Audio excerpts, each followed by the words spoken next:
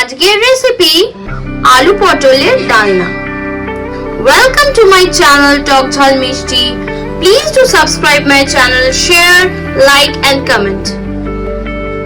হয়ে গেছে, তেল দিয়ে দিচ্ছি। গরম হয়ে গেছে, আলুগুলো দিয়ে দিচ্ছি।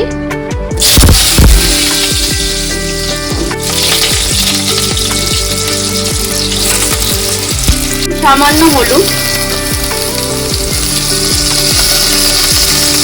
পরিমাণ মতো নুন। আলুটাকে ভেজে তুলে রাখবো। এগুলো ভালো করে ভাজা হয়ে গেছে, তুলে নেব। এই সামান্য একটু তেল দিয়ে দিচ্ছি। দিয়ে দিচ্ছি সামান্য গোটা জিরে, দিচ্ছি একটা তেজপাতা, দিয়ে দিচ্ছি কেটে রাখা পটলগুলো, দিয়ে দিচ্ছি পরিমাণ মতো নুন, দিচ্ছি সামান্য হলুদ। পটলটাকে ভালো করে ভেজে নেব।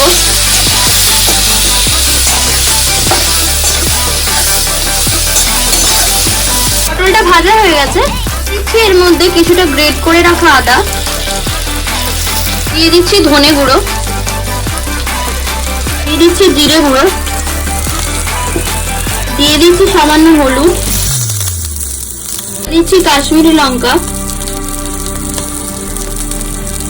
দিচ্ছি সামান্য চিনি,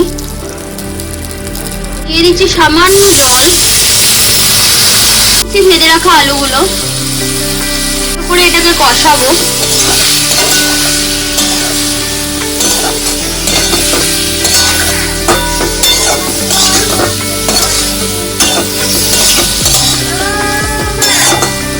দিচ্ছি টুকরো করে রাখা টমেটো, ভালো করে কষিয়ে নেব।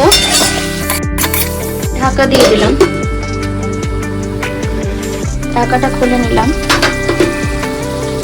একটু ভালো করে নেড়ে চেড়ে দেখে নেব যে ভালো করে কষা হয়েছে কিনা। আমাদের আলু সেদ্ধ হয়েছে কিনা একবার দেখে নিই। হ্যাঁ, আলু অলমোস্ট রেডি। দিয়ে দেবো সামান্য জল,